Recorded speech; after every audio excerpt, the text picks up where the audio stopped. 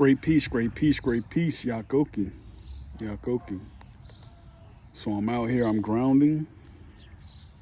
All right. And I'm reading a book. You know, it's Sunday.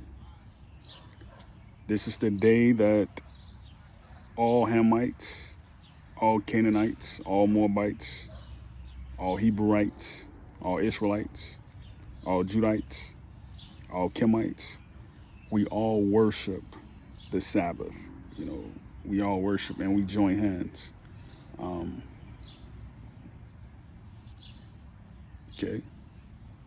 This is a volcanic rock. It's been crystallized. It has a blue matter right there. You see the blueness, you know? There's a blueness in it. Brings positivity. But I was just thinking, like,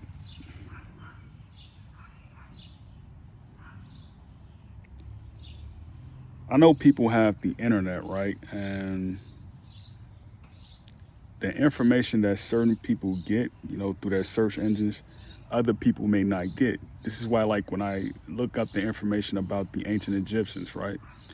Some people will say they can't get that information at all, you know, not because of their servicer, it's just they're not able to get that information. Like if they type in Egyptian, nothing will come up, you know, nothing will come up.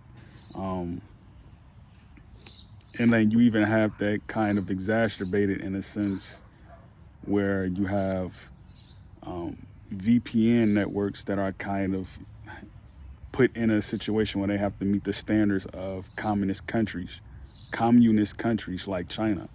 You know, you can't go to Russia and type in the search engine what you want to look up. You know, it's not going to let you. You'll get a proxy warning, you know, like HTTP 961 or something like that. You can't look at this, you know. So it used to be a website called www Real History or something like that. It talked about a lot of information. Like you couldn't get on that website unless you were allowed to, you know. A lot of information is on that website. It may still be around. It showed all the Afro-cranial structures of people from around the world, right? Who were basically African. But this book right here, I have this. This is a Christian Bible written in Choctaw. See, it says there, New Testament. But if you listen to people, right, who are in the American Indian movement, the thing that they like to say, right, is they like to say, you know, Hebrew,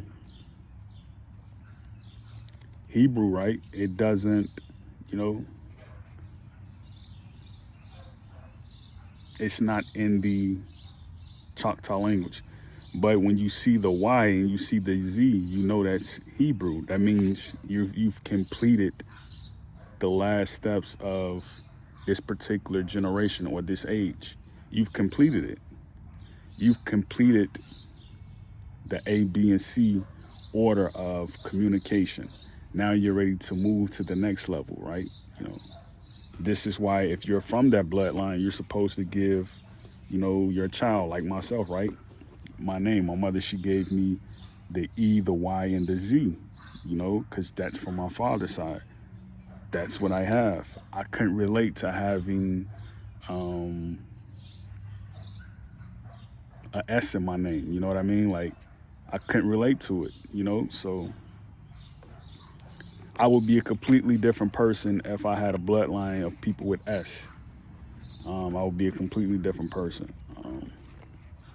But, you know, let's look at this book right here. And I want to say something, too, about people who say, you know, because it's weird, like, people ran with that for a long time, saying, like, you know, if you have hair, if you have a lot of hair or something like that, you're an 8. You know what I mean? Like, you're essentially an 8. Well, there's cats. There's also, you know, mammals who don't have hair. And they're just as violent, if not more violent, than monkeys. I never understood people who made a problem about people who have hair. Like Europeans have so much hair. Well, that means you're just more connected with the universe. And again, you see European men, they have a lot of hair on their chest, that chest area, their stomachs. They have a lot of hair. But you also see that they're more connected with the universe than a lot of our people are. You know what I mean? This is why they have more than a lot of our people. They have a lot more. You can go to any airport and just look around. You're going to see them at the concessions. You're going to see them at the commercial stores. You're going to see them boarding their airplane. You're going to see them doing these things. They're traveling. You know what I mean? So you can't knock them for that. You can't knock them. So we're in Hebrews right now. We're in Hebrews. Like, look at that. How many Y's do you see? This is Hebrews. So if you have something, it's called Hebrew. Hebrew. That's what it's called. That's the Choctaw word for Hebrews. You see that? Look at that. That says Hebrew. And then what you see in there, it says Yohami, Yohami, Yohami. That translates to a couple different things. It also means Choctaws were Hebrew. Choctaws were Christians. That's exactly what it means. When you put Kachoka after that, Kachoka, that means a Jewish Choctaw. So if you see a Y in your language, you're a Hebrew. If you see a Z in your language, you're not only Oriental, but you're Hebrew. This gets overlooked, man. It gets overlooked, and this is a leatherback too, so it just wasn't put together by anyone. This is a leatherback, so I think every religion in the world belongs to everybody. I think every language in the world belongs to everybody, Because like when you cut yourself off from the world, right, you become handicapped. A lot of people don't talk about that. You become handicapped. Doesn't mean you don't have a right to your ethnicity, right? To be equal among yourselves. It doesn't mean that, right? Because you can allow whoever you want to beyond your borders. Like you have a right to domicile. It doesn't mean that anyone can just come in and force you to do things that you wouldn't normally do. So I want to read some of this, right? I want to read some of this. We're in Corinthians. We're going to read from Corinthians. Because this also lets you know that, the New Testament is also the second Bible from the Torah, right? It's really the first, but, it's really the Torah when you look at the New Testament. It's really the Torah. Yohami ka iti baptishi la ohola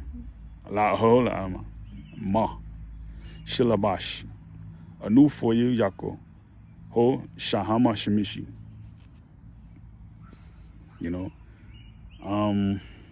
You can pronounce these words many different ways. Like once you start repeating them and repeating them and repeat them, it's going to sound like English. It's going to sound like English. Like Yohami ka iti babapishi iti bapashi ka iti bapashi. See, it sounds like English. Ya iti bapashi ka iti bapashi. Yohami, Yohami. Uliha, uliha. You got to put stress on it, So, we're closing in at 10 minutes, so I don't want to be too long-winded. But I had to really touch on the fact that, this book, man, this is a good book, and it's only perfect that when you're reading it, you're grounding, You always want to have stuff like this around you. You always want to touch stuff like this. Because if you have shoes on, you can't ground. You're not going to get that current in your base, the base of your brain, your cranial, as above, so below, your base of your cranium, which is your sole of your feet. If you can't ground, you have shoes on, you have to take them off, because you want to be in the universe. You know, you want to be in the universe. Everything artificial is dead.